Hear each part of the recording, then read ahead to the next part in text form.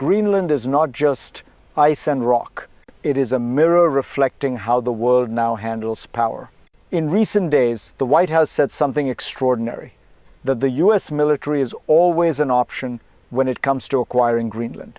Not a joke, not a metaphor, a real option, openly stated. And suddenly, a remote Arctic island became the center of a global debate about sovereignty, alliances, and restraint. From Shanghai, Ireland's Prime Minister urged that common sense must prevail. Europe rallied behind Denmark. NATO found itself facing an uncomfortable question. What happens when the threat comes from within the alliance? This is not only about Greenland. It is about whether rules still matter when power feels urgent, and whether security can be pursued without breaking the system that provides it. If you want to understand where the world is heading, stay with me. Because to grasp this moment, we first need to be clear about what is really being contested here and why it matters far beyond the Arctic.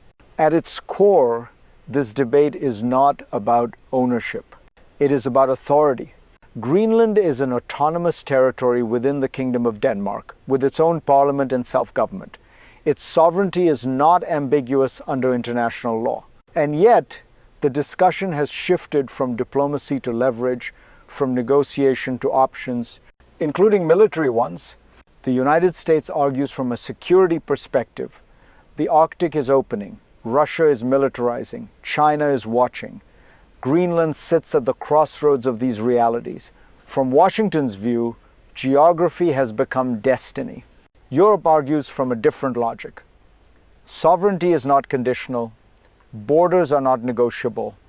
NATO is not a menu where powerful members choose which rules apply and which do not.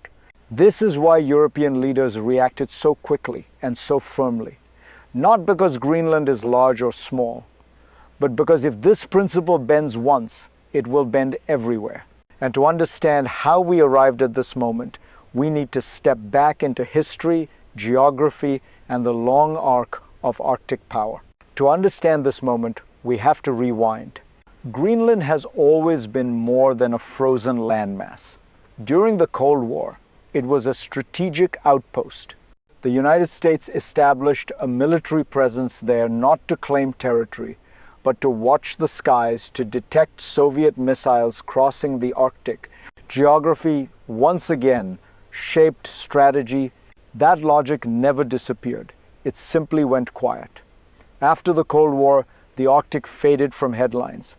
Ice covered tension. Cooperation replaced confrontation. But climate change altered the equation.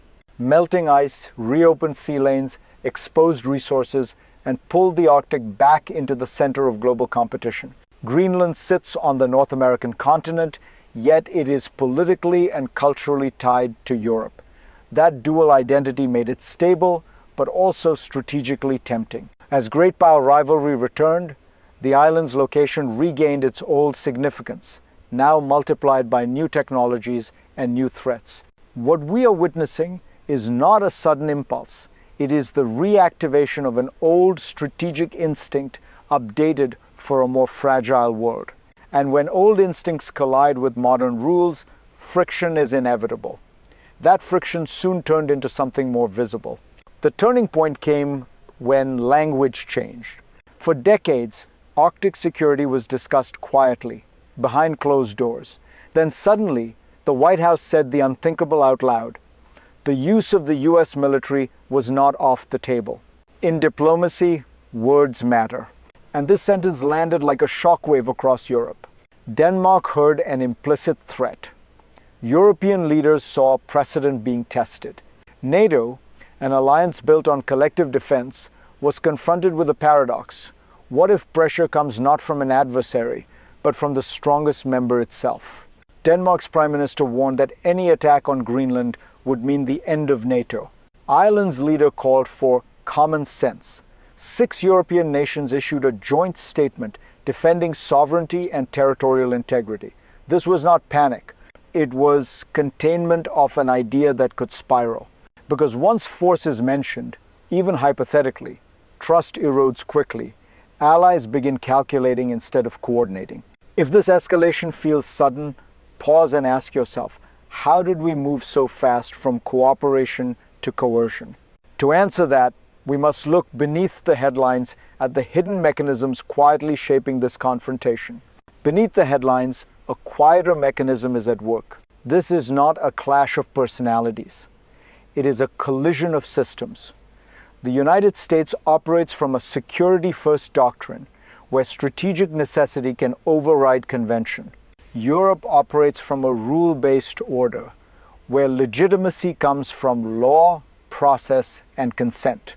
Greenland exposes the fault line between these two logics. The US already has what it needs militarily: a base, access, cooperation. What it does not have is control. And in moments of uncertainty, great powers often confuse access with ownership.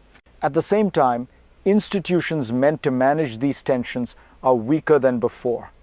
The United Nations is less authoritative, norms are more fragile, power is more openly asserted. When restraint declines, options expand, at least rhetorically. This is why leaders keep invoking sovereignty and the UN Charter. Not out of habit, but out of fear.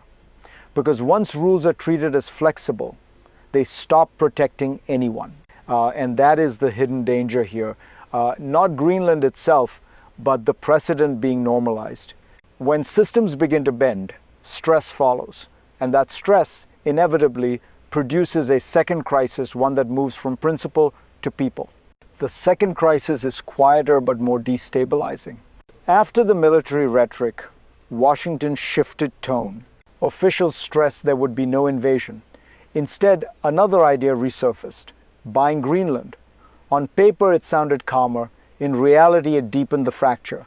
Because this was no longer about security. It was about legitimacy. European leaders dismissed the idea as unrealistic. Greenland is not an asset, its people are not a clause in a contract, and even raising the possibility reframed sovereignty as something transferable if the price is right. Inside NATO, discomfort grew. Allies depend on trust, not reassurance after pressure. When clarification follows provocation, the damage is already done. Doubt lingers, calculations begin. At the same time, global observers were watching closely. If a leading democracy treats borders as negotiable, others will take notes. Not speeches, notes. Precedents travel faster than principles. This is how systemic crises spread. Not through explosions, but through reinterpretations. What was once unthinkable becomes discussable. What was once illegal becomes debatable. And when rules blur at the top, consequences rarely stay there. Because eventually, abstract power struggles descend from strategy rooms into everyday life. That is where this story becomes personal. For most people, this feels distant, until it doesn't. If you live in Europe, this debate is not theoretical. It touches the foundation of your security. NATO is not just a military alliance, it is a promise. A promise that power is restrained by rules, and that allies do not intimidate allies. If you live in Greenland, this is even more intimate. Your land is being discussed in global capitals without your voice at the center. Your future is framed as strategy, your home as leverage. And history shows us what happens when people become footnotes to power. And if you live anywhere else, you should still pay attention. Because when sovereignty becomes conditional for one place, it becomes fragile everywhere. Today, it is an island in the Arctic. Tomorrow, it could be a coastline, a border, a resource near you. This is why common sense, as Ireland's Prime Minister put it, matters. Not as a slogan, but as restraint, as empathy, as a reminder that security without consent creates instability, not safety. If this resonates with you, pause for a moment, share this conversation, because understanding is the first line of defense. And as this tension spreads outward, its effects do not stop at borders. They ripple across the global system itself. The global impact is already taking shape.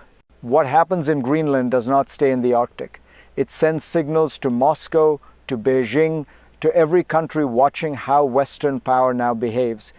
When allies argue publicly about sovereignty, Rivals quietly adjust their strategies. Russia sees opportunity in division. China sees confirmation that rules are flexible when power demands it. Smaller states see uncertainty, and uncertainty pushes them to hedge, not align.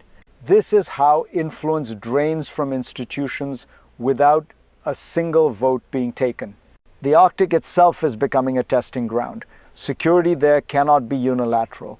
Sea lanes, airspace, and surveillance systems are interconnected. If NATO coordination weakens, the vacuum does not remain empty.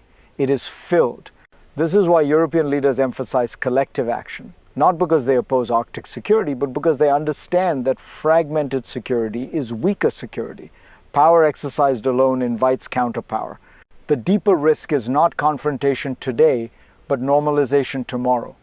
A world where pressure replaces process, where might makes interpretation, and when that becomes the operating system, the future no longer depends on law but on leverage.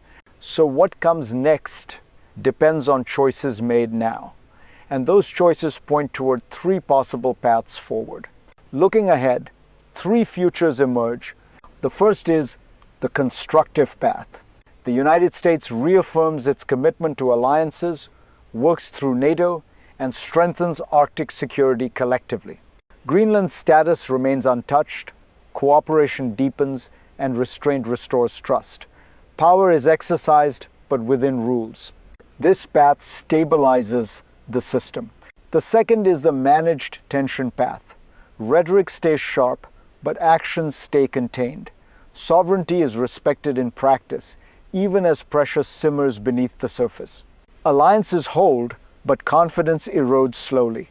The system survives, but thinner, more brittle. The third is the fracture path. Norms weaken further. Precedent spreads. Allies begin acting independently, assuming protection is conditional. NATO's credibility declines, not from attack, but from internal doubt. The world shifts toward transactional power, where security is negotiated, not guaranteed. None of these futures are inevitable. They are shaped by choices, tone, and restraint. Systems do not collapse overnight. They erode one exception at a time. And that is the real lesson of Greenland, not as a place, but as a test. A test of whether the world still believes that power should have limits, or whether limits are now optional.